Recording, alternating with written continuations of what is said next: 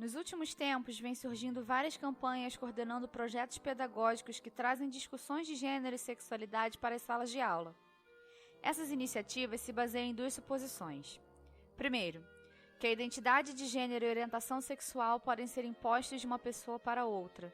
Gênero e sexualidade seria uma questão de escolha ou de imposição forçada.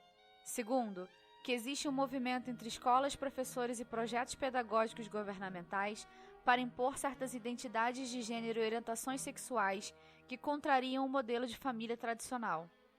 Certas questões relativas ao gênero seriam antinaturais, ou seja, inventadas, sem base na realidade. Esses argumentos se baseiam na ideia de que gênero e sexualidade são questões de escolha e moralidade, não devendo ser tratadas fora do espaço privado do lar e da família. No entanto, é justamente fora dos espaços privados que essas campanhas de desinformação e medo mais vêm ganhando força. Figuras públicas e legendas políticas se apropriaram dessas ideias para proibir ou até mesmo criminalizar qualquer tipo de menção a esses temas dentro de sala de aula.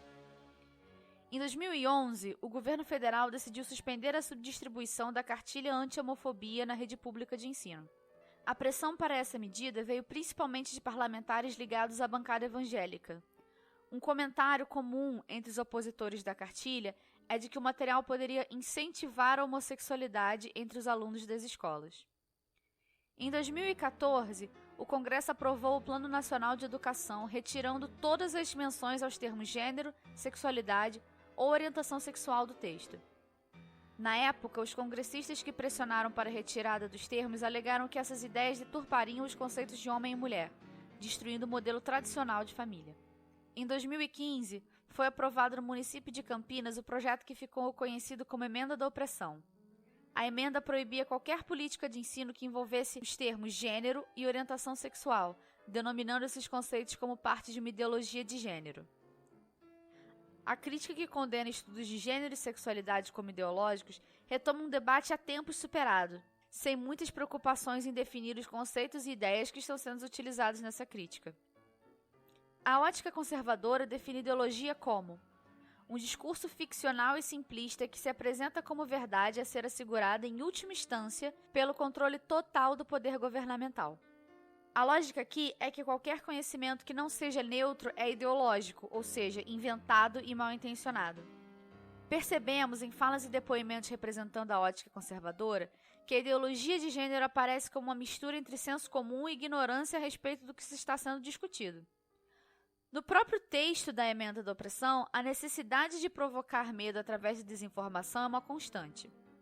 Vem surgindo nos últimos anos uma corrente denominada ideologia de gênero, que, contrariando até mesmo a teoria da evolução, a biologia e tudo mais que já se ouviu falar, tenta implantar a ideia de que o ser humano não nasce homem ou mulher, mas constrói sua identidade ao longo da vida.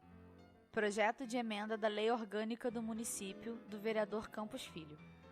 Aqui é reproduzida a ideia de que se existiria um conhecimento falso ideológico usado para enganar os desatentos, por outro lado, também haveria uma ciência da verdade, dedicada às certezas absolutas. Tenta-se criar uma oposição entre o normal e o anormal, o natural e o patológico. Os que seguem o padrão da heterossexualidade e os papéis sociais adequados a cada gênero são aqueles que estão do lado da verdade.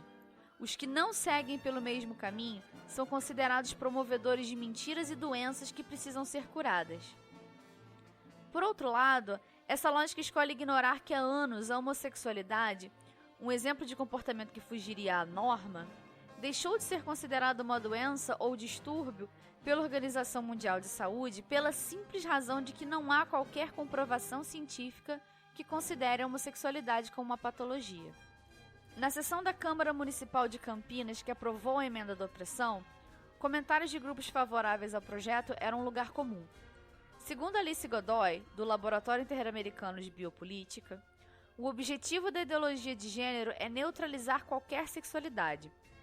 Ela promove a perda da identidade não só sexual, mas também a desconstrução da maternidade e liberação do aborto.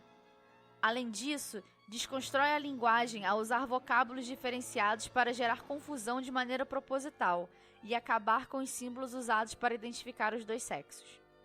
Aqui, ideologia de gênero é descrita como uma arma usada para provocar o caos, acabando com a maternidade, liberando o aborto e destruindo as bases da linguagem. Os responsáveis por essa conspiração de objetivos tão ousados nunca são identificados, justamente para que a carapuça sirva a qualquer um que discorde do posicionamento de quem emite essa opinião. A ideia desse tipo de declaração bombástica é criar a impressão de que ninguém está salvo dos ataques aos padrões da normalidade e da ordem. Esse tipo de mentalidade é no mínimo lamentável. Ela alimenta a ideia de que o diferente é perigoso e deve ser silenciado, mas nem se preocupa em de fato conhecer aquilo que ela critica.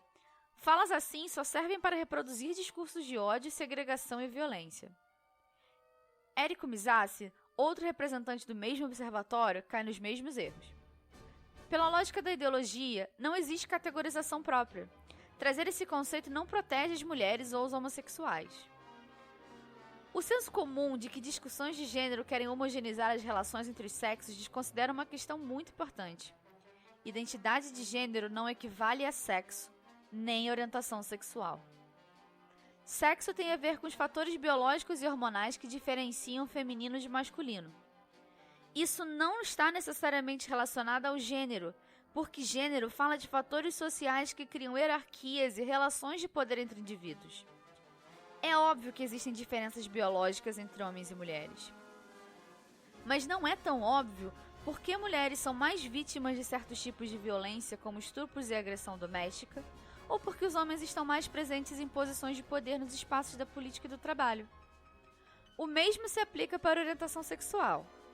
Uma das maiores contribuições das teorias de gênero foi que elas ajudaram a compreender que a expressão de nossa sexualidade não é totalmente determinada por fatores naturais, que não se pode penalizar aqueles e aquelas que não seguem um certo padrão de comportamento.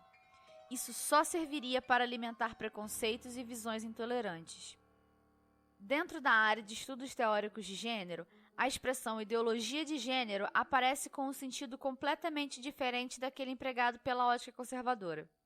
No seu livro Gênero, Patriarcado e Violência, a socióloga Haile Safiotti fala de ideologia de gênero no sentido completamente diferente.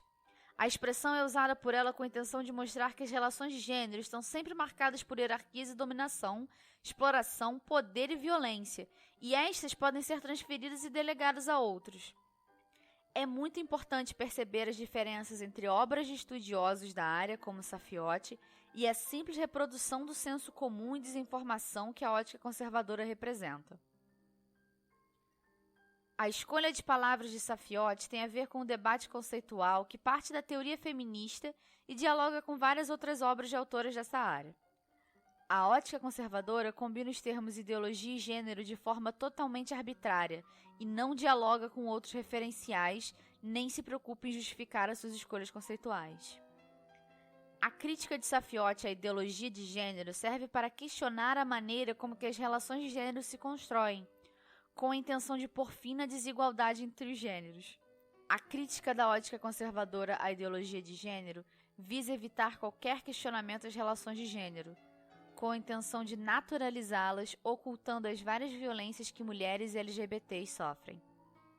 Outro erro da ótica conservadora a respeito de discussões de gênero e sexualidade é que existiriam espaços específicos para se tratar dessas questões. Segundo esse raciocínio, questões de gênero e orientação sexual são coisas que só podem ser discutidas no espaço privado do lar e da família. Desse ponto de vista, a escola não poderia intervir naquilo que é de direito exclusivo do privado, um pensamento que ignora completamente a natureza do espaço escolar, um espaço que deve ser de discussão e de pensamento sobre o mundo onde os estudantes vivem. Além de possibilitar a reprodução de preconceitos e sensos comuns, essa lógica ainda mostra uma noção extremamente limitada de política.